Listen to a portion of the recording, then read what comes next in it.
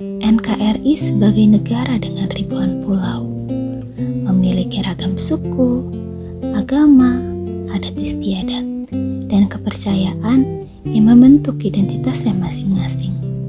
Namun, terkadang hal tersebut justru dapat menjadi bumerang bagi bangsa kita sendiri. Misalnya, akibat terlalu kuatnya identitas, membuat kita merasa lebih unggul, lebih hebat, atau perasaan superior lainnya. Hal ini tentu dapat mengancam ketahanan nasional. Ketahanan nasional merupakan kemampuan suatu negara untuk mempertahankan integritas dan kedaulatannya, serta menjaga keamanan dan kesejahteraan rakyatnya dari ancaman, gangguan, hambatan, dan tantangan atau AGHT. Namun, bagaimana jika suatu negara belum dapat mempertahankan kedaulatannya, sehingga salah satu aspek dari AGHT tersebut dapat terjadi? Salah satunya yaitu ancaman berupa gerakan separatisme. Gerakan separatisme merupakan sebuah gerakan yang bertujuan untuk memisahkan diri dari suatu negara atau wilayah dengan harapan membentuk negara atau pemerintahan baru. Gerakan ini telah terjadi sejak tahun 1948 pada peristiwa gerakan pemberontakan PKI di Madiun. Namun, gerakan separatisme terus berlanjut hingga tahun-tahun berikutnya. Bahkan, salah satu gerakan ini masih berlangsung hingga saat ini, yaitu gerakan OPM atau Operasi Papua Merdeka.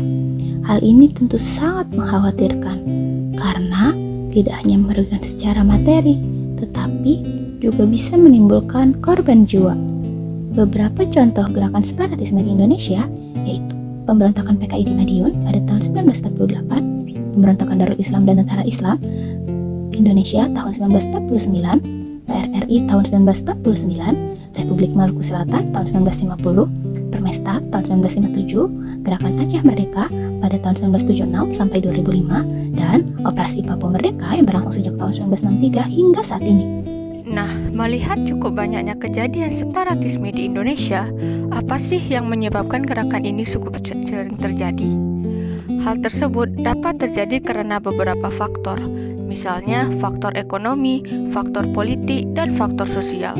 Faktor-faktor ini menjadi perhatian serius yang harus segera diatasi agar ketahanan nasional di Indonesia dapat tetap terjaga. Untuk menjaga ketahanan nasional, semua elemen masyarakat perlu untuk berkontribusi. Salah satunya yaitu mahasiswa. Mahasiswa sebagai agen perubahan memiliki peran penting untuk menjaga keutuhan bangsa melalui pendekatan intelektual, sosial, dan kebijakan. Kita sebagai mahasiswa dapat meningkatkan wawasan kebangsaan dengan mempelajari sejarah, politik, dan prinsip ketahanan nasional sehingga dapat memahami akar permasalahan separatisme serta solusinya. Selain itu, dengan menerapkan nilai-nilai Pancasila dalam kehidupan sehari-hari seperti sikap toleransi, gotong royong, dan penolakan terhadap narasi pemecah belah juga dapat menjadi faktor penguat persatuan di lingkungan kampus maupun masyarakat luas.